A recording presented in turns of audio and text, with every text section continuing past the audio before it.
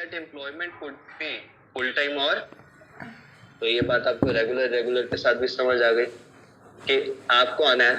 Let's say institute मेरे को NIRC कहता है परमजीत जी आपको हम हायर कर रहे हैं, आपको बैच की क्लासेस से मतलब नहीं है, हम आपको हायर कर रहे हैं, आपको डेली बेसिस पे एनआईआरसी आना है 3 घंटे के लिए, ये सब्जेक्ट पढ़ाना है। हम आपकी क्लास सेम बच्चों की है या कोई भी हो आपको दे देंगे, आपको फ्री लंचेस बेसिस पे नहीं रख रहे बट मंथली बेसिस पे इतना पे करेंगे, चाहे अब हमारे पास उस दिन कोई क्लास हो या ना हो, वो आपकी किस्मत पे डिपेंड करता है। तो मेरी जॉब कौन सी हो जाएगी, फुल टाइम या पार्ट टाइम? पार्ट टाइम, क्योंकि मैं साथ में कुछ और भी कर, बट मेजोरिटी ऑफ टाइम हमारे पास सैलरी जब मिलती है वो किसमें मिलती है, मतलब एम्प्लॉयमेंट फुल टाइम होती है, पार्ट टाइम बहुत कम देखी जाती है। ठीक है, क्लियर है? यहाँ तक होती हैं बड़ी बड़ी एमएनसीज में, बट इंडिया में पार्ट टाइम का ना सुनाने वाले बहुत हैं। फिर एक तो काम कम कर रहे हो, ऊपर से फिर चौड़ भी दिखा रहे हो, ऊपर से तनख्वाह भी पूरी ले रहे हो। बात समझ आई? अरे क्या कह रहे हैं? Really doesn't matter, what matter is relationship should be of, ये जो अफेयर होना चाहिए ये कौन सा होना चाहिए, किसके बीच में होना चाहिए, कौन सा? Of providing services. क्लियर है? चक्कर होना चाहिए इन दोनों के बीच में, बताइए, चक्कर होना चाहिए? हाँ चक्कर होना चाहिए। भाई गुरु, मैं सर पकड़ के बैठ गया आज तो, मैं सोच रहा था बच्चे कहेंगे सर नहीं ये अलग चीज है, वो नालायक कह रही है सर डिपेंड करता है। चलिए कोई नहीं, अब बच्चों कुछ होमवर्क दे रहा हूँ मैं आपको, ये आपने करना है। ठीक है, ये प्रोफेसर का अपॉइंटमेंट घर से पढ़कर आना है। ठीक है, अब एक छोटी सी चीज मैं आपको यहाँ पे दिखा रहा हूँ। प्रोफेसर अगर यूनिवर्सिटी में है तो वो इनकम रिसीव कर रहा है by way of monthly salary जो चार्जेबल होगी यहाँ पे, बट अगर वो इनकम रिसीव कर रहा है फॉर चेकिंग एग्जामिनेशन पेपर्स, इसके लिए रिसीव कर रहा है, मतलब just notice this thing, professor है, इसको लेट्स से दिल्ली यूनिवर्सिटी में है, तो दिल्ली यूनिवर्सिटी इनकम पे कर रही है किस चीज के लिए? सैलरी, कि भैया ये सैलरी दी जा रही है कि आप क्या करोगे यहाँ पे, टीचिंग, किस चीज की, बच्चों को पढ़ाएंगे। बट अगर ड्यू यहाँ पे कहता है भाई साहब पेपर चेक कर दो, क्या कर दो, कहेगा सैलरी का पार्ट तो नहीं, एक्स्ट्रा दे रहे हैं दे दो, कर देंगे चेक, जो पढ़ाया है उसी पे तो टिक्के मारने। सही बात है या नहीं? तो पेपर जब चेक करते हैं तो ये पहली चीज तो साल में सेमेस्टर वाइज होते हैं, हर महीने होता नहीं है, और तब पे किया जाता है जब आता है, और तब भी तब पे किया जाता है जितने पेपर आते हैं। 10 पेपर आए तो 10 के हिसाब से, 50 आए तो 50 के हिसाब से, तो इस सैलरी तो नहीं हुई। तो अगर प्रोफेसर यूनिवर्सिटी से रिसीव करता है मंथली बेसिस पे इनकम और यूनिवर्सिटी उसको अपने खाते से देती है तो वो उसके लिए क्या है? अगर वो उसी यूनिवर्सिटी से रिसीव करता है एग्जामिनरशिप फीस, पेपर है जाके बैठ जाओ, स्क्रूटनाइजर बन जाओ, जब जाएंगे तभी मिलेगा, वरना तो वो यहाँ पे टैक्सेबल। तो एग्जामिनरशिप फीस आपकी जाती है कहाँ? सेक्शन 56 किसकी बात करता था? ये चीज क्लियर हुई? सेम पॉइंट यहाँ पे आ रहा है डायरेक्टर का, इसको एक बार आप घर से पढ़ेंगे। अच्छा, जो मैं अभी होमवर्क दे रहा हूँ इसमें भी वही दोनों लड़ाइयाँ कि अगर आप एमडी हो, फुल टाइम हो तो यहाँ नहीं हो तो क्या, डायरेक्टर्स को आपने, अभी डायरेक्टर का चैप्टर हुआ कंपनी लॉ में? नहीं। अच्छा, कंपनी लॉ में आपने ये नाम सुना है अभी तक, सिटिंग फी? नहीं। डायरेक्टर का चैप्टर आएगा तब आप लोग ये नाम पढ़ो। डायरेक्टर कंपनी में आता है, काम करता है, कोई कंपनी को सर्विसेज दे रहा है तो वो सैलरी, बट अगर यहीं पे वो डायरेक्टर को सिटिंग फीस दी जा रही है, क्या दी जा रही है? On his professional capacity. There is a difference between these two. ये हम पीजीबीपी के चैप्टर में और अदर सोर्सेज में डिटेल में पढ़ेंगे, और ये तब इसलिए कह रहा हूँ क्योंकि तब तक आपका कंपनी लॉ में ये टॉपिक हो चुका हो। तो मैं सिटिंग फीस पूरा नहीं बताऊंगा उस टाइम, मैं क्या बताऊंगा, कंपनी लॉ का रेफरेंस देके थोड़ा सा, क्योंकि वो वहां का टॉपिक है, यहाँ का नहीं है। तो अगर डायरेक्टर फुल टाइम एमडी है तो सैलरी, बट अगर उसे उसकी प्रोफेशनल कैपेसिटी पे क्या मिल रही है, sitting fees just for attending meetings of the board, तो वो यहाँ नहीं आएगी, वो कहाँ जाएगी, मतलब वो कंपनी में वर्क करता है और रेगुलर करता है, तो उसे जो इनकम आ रही है वो कहाँ जाएगी। बट अगर वो सिर्फ मीटिंग अटेंड करता है, मैं सिर्फ एक बेसिक रक्स बता रहा हूँ, मेजर आपको कंपनी लॉ में होता है, और इसके लिए इसको फीस मिलती है कि यार बेटा फीस ले ले, अटेंड करने हैं, तो ये कहाँ चली जाएगी, यहाँ तक क्लियर, उसको रीड करना है। तीसरा ऑफिशियल लिक्विडेटर, ये कौन होता है, किसी को पता है, नाम सुना है कभी नहीं।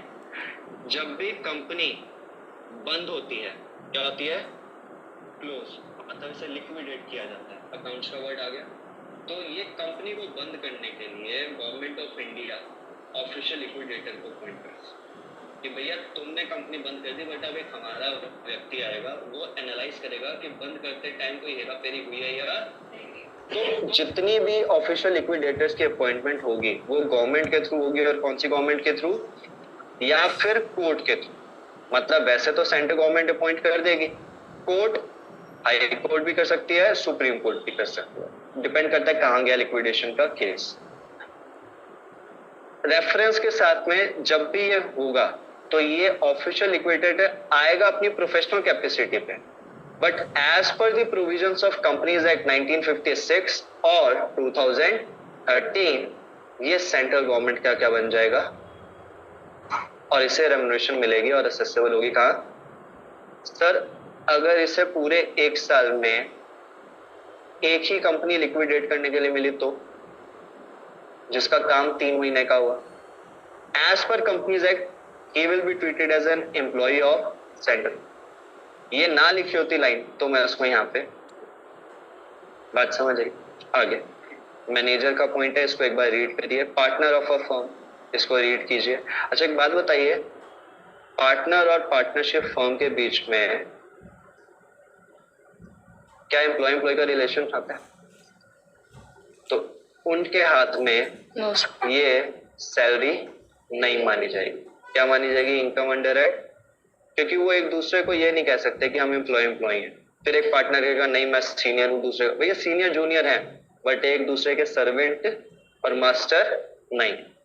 मेंबर ऑफ पार्लियामेंट कौन कौन होता है जी, देखिए according to circular of the board, board का मतलब क्या हो गया बच्चों यहाँ पे, CBDT, central board of direct taxes, dated 22 May 1967, ये याद रखने की जरूरत नहीं है डेट, बट एग्जामिनर ने दे रखी है बुक के अंदर, तो MCQ यहाँ से बन सकता है, याद रखने की ऐसा इंपॉर्टेंट नहीं है, बट फिर भी माइंड में रहे तो कोई दिक्कत नहीं है।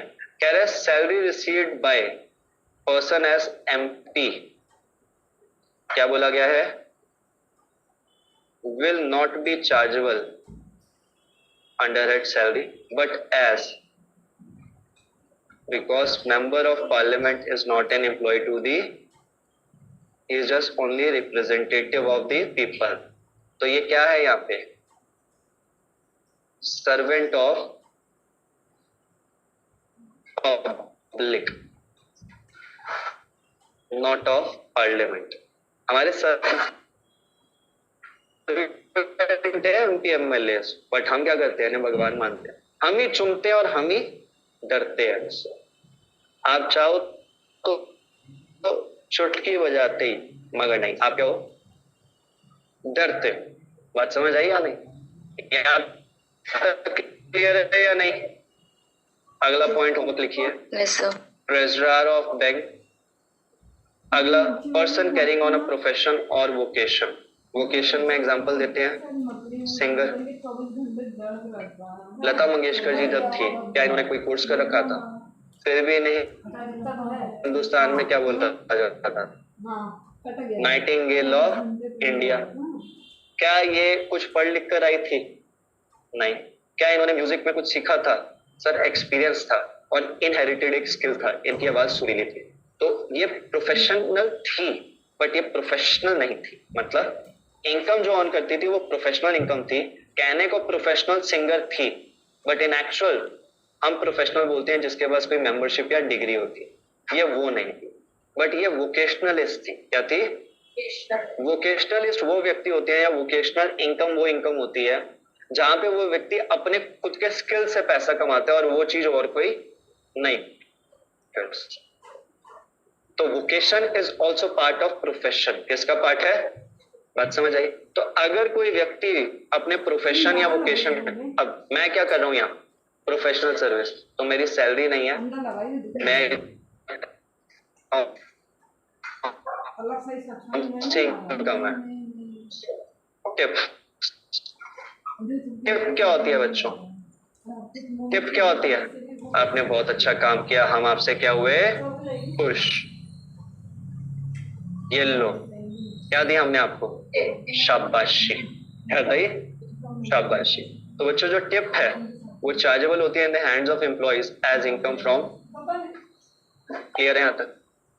चाहे वो टिप उन्हें कस्टमर से मिली है या किसी और से, बट एम्प्लॉयर से तो TDS on salary would not get attracted. ये केस हुआ था ITC limited versus commissioner of income tax, TDS का सुप्रीम कोर्ट तक गया था। यहाँ क्या हुआ, जो एम्प्लॉय थे आईटीसी के, आईटीसी क्या है? इंडियन टोबैको कंपनी, और इनके होटल्स भी हैं।